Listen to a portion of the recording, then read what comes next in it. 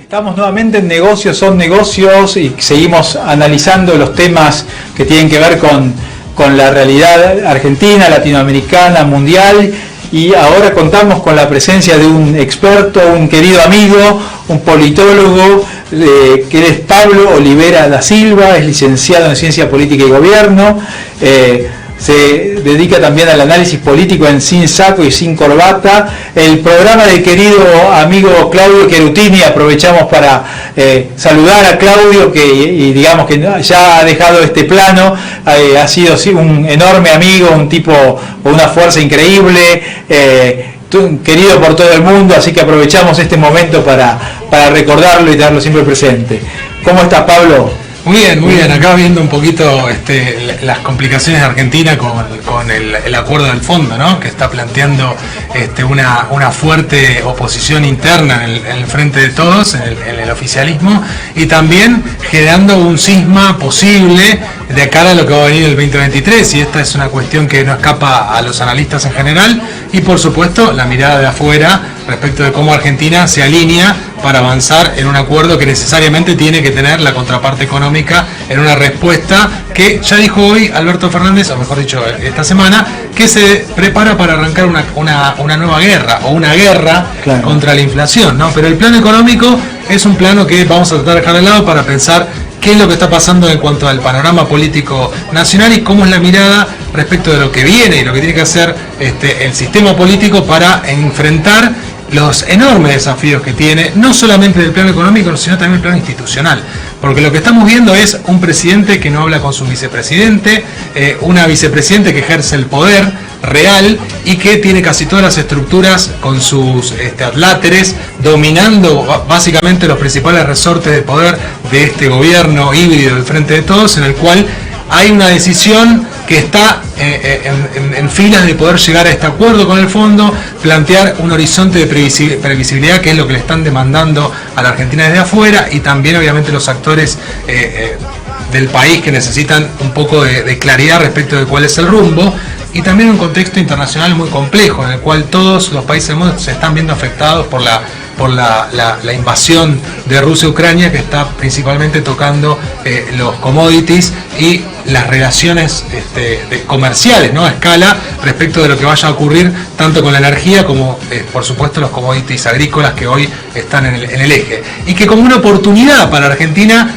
otra vez nos la vamos a perder. ¿Por qué? Porque las regulaciones y el sistema político no se pone de acuerdo en si hay más retenciones, menos retenciones, una desregulación, una búsqueda de un compromiso a largo plazo para aumentar la cantidad de porcentaje de siembra, o de repente si rehabilitamos o no de una buena vez a Vaca Muerta para que pueda tomar ese impulso que necesita para lograr ese componente fundamental que es la energía en Argentina y en el mundo, y principalmente con los déficits que hoy tenemos a partir de un mal desarrollo o un mal trabajo de lo que es el plan de desarrollo energético de Argentina. Entonces, volviendo al panorama político, vemos un oficialismo que está enfrascado en una pelea sin sentido, infantil hasta cierto punto, porque Alberto Fernández sale a decir que la presidenta no la atiende, hay rumores respecto de lo que ocurre entre el kirchnerismo y sus socios dentro del Frente de Todo, en el cual permiten advertir que algo de alguna forma está generando un ruido más allá de lo que veníamos acostumbrados, que es esta tensión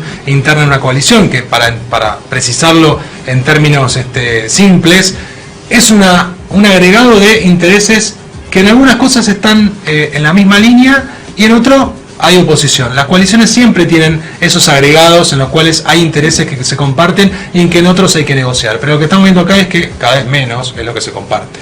Y te pregunto respecto de la pelea de fondo, que parece que en Argentina no es la pelea, digamos, entre oficialismo y oposición, sino es la interna. Claro. ¿No? La interna Fernández, digamos, en algún sentido, y se encuentra ya en una posición de debilidad Cristina Fernández hoy, comparado con otros momentos, y razón por la cual Alberto Fernández se anima a tomar protagonismo, se para de manos, hablando en términos gauchescos, desafiando a quien, digamos, siempre lo tuvo bajo su brazo, bajo su manga. Bueno, es interesante eso porque realmente es lo que sucedió a partir de del resultado de la elección del año pasado. a partir de lo que sucedió en noviembre del año pasado, el Congreso de la Nación cambió su configuración, no solamente en la Cámara de Diputados, sino también en la Cámara de Senadores, que era el dominio de Cristina Fernández. Claro. Y hoy no tiene esa herramienta automática de gestión, y fíjate vos que hoy están votando, se está votando obviamente el apoyo del proyecto para que se defina de una vez por todas este nuevo acuerdo de patear la pelota para adelante con el fondo, y el kirchnerismo no sabe si va a participar o no va a participar, en qué plano está la participación de la ex presidente, actual vicepresidente, en relación a su dominio hoy, que es el Senado. Y por esto te digo que podemos ver, por un lado, algunas iniciativas por parte de Alberto Fernández que trate de desmarcarse con algunos temas que son esenciales en su gestión, pero acá lo concreto es que cualquier cosa que haga no está demostrando que hay una unidad de gestión, porque si bien hay una falta de diálogo visible, que esto ha sido desde el minuto 1 de la coalición, porque si bien en algunos momentos sacaron la foto de la unidad, estamos todos juntos, no dejaba de trascender las cuestiones de pujas de poder dentro de la coalición y cómo las cajas más importantes y la gestión más importante del gobierno de Alberto Fernández y del Frente de Todos están en manos del kirchnerismo. Por lo tanto, lo concreto es que si Alberto Fernández quisiera tener independencia, tendría que hacer un cambio drástico de su gabinete. No solamente de su gabinete, sino segundas líneas y terceras líneas en donde realmente necesita gestión confiable. Claro. Y ahí donde el kirchnerismo tiene muy afilados sus alfiles. Veíamos lo que pasaba con el Cuervo Larroque, ¿no? Quejándose de esta cuestión de esta agresión que fue medio televisada y articulada con la mirada de Tristan Bauer respecto de cómo mostrar esa piedra que entraba en el despacho de Cristina Fernández. Claro, en cámara lenta. Bueno, cosas que parece que estuviera desafiando la inteligencia del público, claro, o de la audiencia o del electorado argentino, como si no se hubiesen dado cuenta de con quiénes se están lidiando. Por eso hablaba hace un ratito del tema de lo infantil de la disputa o la pelea, cuando realmente es grave y crítica la situación de fondo y los problemas que tiene Argentina ahora para plantearse cómo resolver no solamente esto, que lo del fondo es una pequeña porción, sino cómo darle credibilidad y confianza a un sistema político que necesita funcionar para que el sistema económico pueda recuperarse de una vez por todas. Y la realidad es que lo que estamos viendo con una inflación galopante, con una pelea a la inflación, una guerra a la inflación que va a estar basada quizás en las mismas herramientas que vienen fracasando hace 70 años, de controles de precios, de más regulaciones, en vez de resolver una buena vez el problema que es: tenemos emisión monetaria récord, tenemos un estímulo permanente a generar que el valor de la moneda en Argentina sea cada vez más minúsculo, y hoy lo único que está cayendo dramáticamente es el rublo, pero no sabemos por cuánto tiempo más. Claro. Está por debajo del peso argentino. Pero Argentina este mes que pasó, febrero, fue récord en inflación en toda la región, por arriba de Venezuela. Entonces, ¿cuál es el problema del panorama político argentino? No es solamente la disputa interna, sino cómo está aprovechando la oposición esta situación de debilidad del oficialismo, en el cual se puede plantear resolver para adelante su crisis interna en cuanto a los liderazgos que empuja, que es natural y es obvio, porque hoy es una coalición que es más centrípeta que centrífuga, está queriendo más gente integrarla que gente que se quiere ir. Entonces, hoy creo que no hay visión a corto plazo de que pueda haber rupturas, sino son pujas de poder para ver cómo se acomodan. Y de hecho, en la negociación por el texto del fondo, la oposición logró eliminar todas aquellas cuestiones que tenían que ver con la crítica despiadada al endeudamiento del gobierno de Cambiemos. Entonces, hay situaciones en las cuales podemos ver que hay tensiones que van en función de cómo se van a acomodar esos alineamientos internos. Pero lo concreto es que el gobierno de Alberto Fernández tiene una debilidad muy visible, muy notoria, y que lo está poniendo en riesgo inclusive de gestión, porque lo que hay en torno a todo esto es una anomia creciente. El copamiento de la ciudad de Buenos Aires por las organizaciones sociales que han sitiado el centro por varios días, lo que hemos visto con la agresión en el Congreso, lo que está demostrando que Argentina tiene serio problema de anomia. No hay ajuste de derecho, no hay un law enforcement como se ve en otro lado del mundo diciendo, bueno, los argentinos están entendiendo que tenemos un Estado de Derecho, que hay que cumplir las normas, que hay que cumplir la ley. No, en Argentina lo que está pasando es que cada vez se cree menos del sistema político, cada vez se cree menos en las instituciones, en las leyes, y por supuesto el problema de esto es la violencia. Y el problema de lo que trae la anomia principalmente es la aparición de aquellas organizaciones no gubernamentales e ilícitas que toman por asalto el control de aquello que deja el Estado de funcionar. Si no tenemos justicia, no tenemos seguridad, no tenemos educación, ni servicio de salud, lo que van a aparecer son quienes lo den o lo aporten de una manera local, regional, como pasa en los países fallidos, como le pasó a México con el narcotráfico, Colombia, como está pasando no solamente en Santa Fe y en Rosario, sino también en la provincia de Buenos Aires, en el conurbano, con las bandas delictivas y el narcotráfico. Claramente, ¿no? Y te pregunto en este contexto, ¿cómo ves, digamos, de acá a las elecciones presidenciales, el potencial, digamos, de Cambiemos y del partido vinculados a la Ciudad de la Libertad, ¿no? Y representaban la candidatura de Milei? Claro, bueno, ahí claramente ha sido el agente disruptor, ¿no? de las elecciones de legislativas del año pasado, y que plantea la posibilidad de que haya una alternativa que pueda competirle a hoy la coalición más competitiva que tiene el sistema político, que es Juntos por el Cambio. ¿Por qué digo que es la más competitiva? Porque claramente están todos disputándose la centralidad para ver cómo se posicionan de cara a las elecciones del 2023. Entonces, la aparición de Milei y de un entorno que lo pueda acompañar de una manera más potente, o que tenga más posibilidades de conseguir un electorado más con mayor adhesión, o bien se integra a una coalición que se reformule, o bien compite de una manera más directa con Juntos por el Cambio, para ver cómo le quitan peso específico al Frente de Todos, que, insisto, para mí, y esto es una cuestión del análisis y de lo que viene pasando, no creo que el oficialismo pueda estar en condiciones de llegar al 2023 unido para esa elección. Es posible que parte del peronismo busque una solución a este conflicto ya directamente tóxico que tiene con el kirchnerismo, y en el cual básicamente todo lo que se hace es en torno de lo que quiere la vicepresidenta, y que va en detrimento de la relación de fuerzas o de pesos que establecía esa coalición, que se tomó un respiro en 2019 y que conquistó el poder, ¿no? Y Juntos por el Cambio, ¿lo ves con condiciones de poder competir en las presidenciales con posibilidades de éxito? Y también en este contexto, ¿qué candidato podría, o cuáles son los candidatos que vos ves con posibilidades de llegar, y en términos a veces pensando en imagen positiva, imagen negativa, ¿no? Porque hay algunos que miden muy bien, mucha imagen positiva, pero una imagen negativa mayor, ¿no? Bueno, la cuestión de cómo se viene midiendo las imágenes con el diferencial positivo y negativo nos da que quien está en el ejercicio del poder, es decir, que está en funciones ejecutivas, tiene más porcentaje de visión negativa o de percepción negativa por el ejercicio del poder mismo. Aquel que está por fuera tiende a tener menos imagen negativa, y eso lo posiciona de manera, por lo menos en lo que es la apreciación de una medición, que es una muestra muy chiquita, que puede tener fallas metodológicas o puede tener algún tipo de no cercanía en lo que va a significar la correlación con el voto efectivo.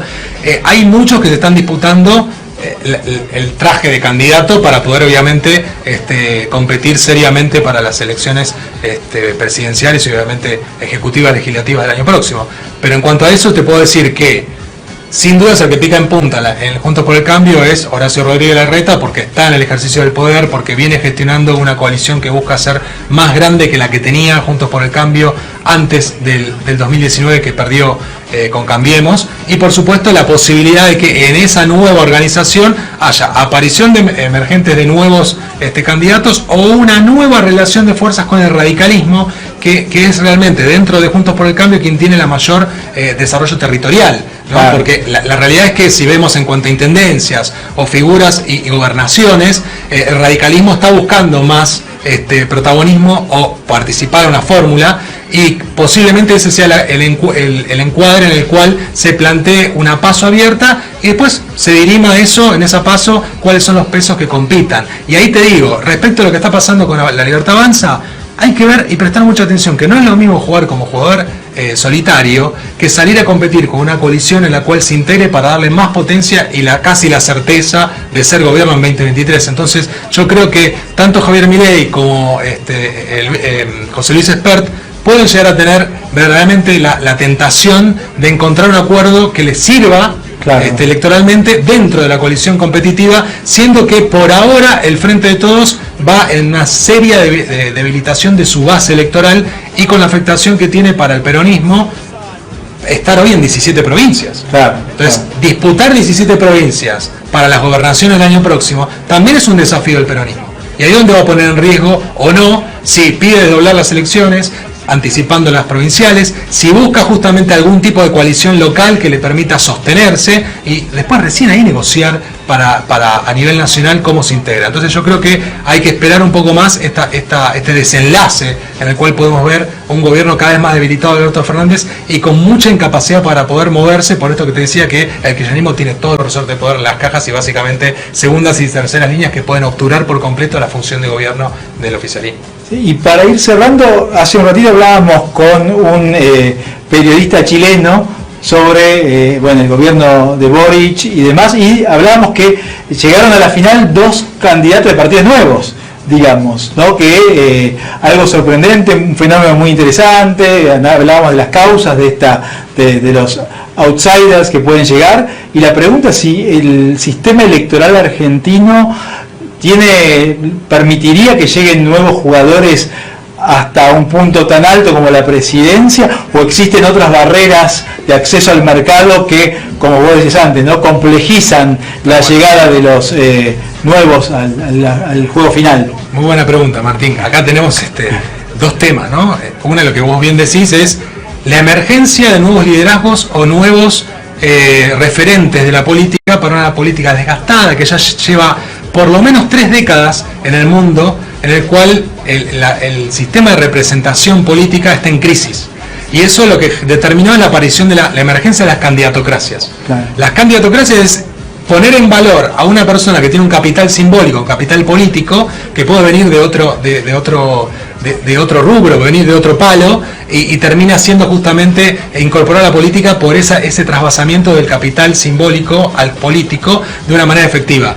El tema es que en el caso argentino tenemos un sistema político que lo que busca en realidad es darle poder a los partidos y a través de los partidos a las coaliciones, más que a los arrestos individuales como el caso de Javier, que sí llegó a una banca legislativa, pero para poder ser gobierno requeriría de una coalición mucho más intensa claro. y además bien amalgamada para que no tenga problemas de poner en práctica lo que quiere hacer, o sea, no sea frustrante, porque han ocurrido otras experiencias así fallidas en Latinoamérica. Se me viene a la cabeza Collor de Mello, ¿no?, cuando como outsider llegó a Brasil y terminó siendo eyectado y obviamente por impeachment expulsado de su rol, y no tenía la malla de contención de un partido que realmente le pudiera dar ese apoyo. En Argentina pasa esto, por eso yo hablaba de las coaliciones exitosas. Juntos por el Cambio logró sostenerse con un piso del 40%.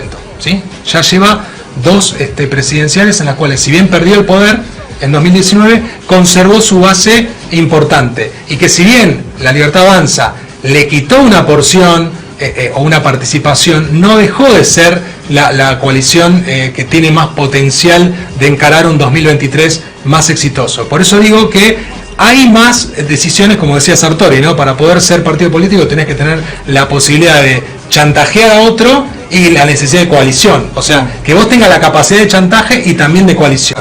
Hoy creo que Javier y la gente de La Libertad Avanza tienen más posibilidades de coalición que de chantaje. Entonces ahí es donde está la definición de qué aspecto de esta nueva coalición se puede establecer, o de qué manera negocian un nuevo discurso de cara a la sociedad, que es la que está esperando realmente soluciones al problema de la trampa política en Argentina, donde lo que falta es, primero que nada, prestigio de una clase dirigente que esté a la altura de las circunstancias, y eso se nota cada día. Estamos viendo el canciller argentino hablando en un spanglish espantoso, pero si uno lo ve en todos los lugares, está viendo una falta de calidad y de virtuosismo, de virtud, y lo que necesita Argentina son políticos virtuosos. Pablo, muchísimas gracias por poder charlar con vos. Hablaremos en próximas oportunidades. Les recuerdo, Pablo Olivera da Silva, licenciado en Ciencia Política y Gobierno, analista político en Sin Saco y Sin Corbata. ¿Cómo te podemos seguir en redes? Pablo Olivera Das en Twitter, ahí me siguen. Estoy tuiteando mucho ahora el tema de la guerra, pero el panorama político local también lo tenemos. Muchísima actividad, te agradecemos nuevamente por esclarecernos y agradecemos a todos ustedes, y hoy cerramos un programa más de Negocios son Negocios. Nos vemos la próxima. Muchísimas gracias y recuerden que siempre lo mejor está todavía por venir. Un fuerte abrazo. Chau, chau. I sit alone in my 4-corner room staring at candles. When I see the world, let me drop you.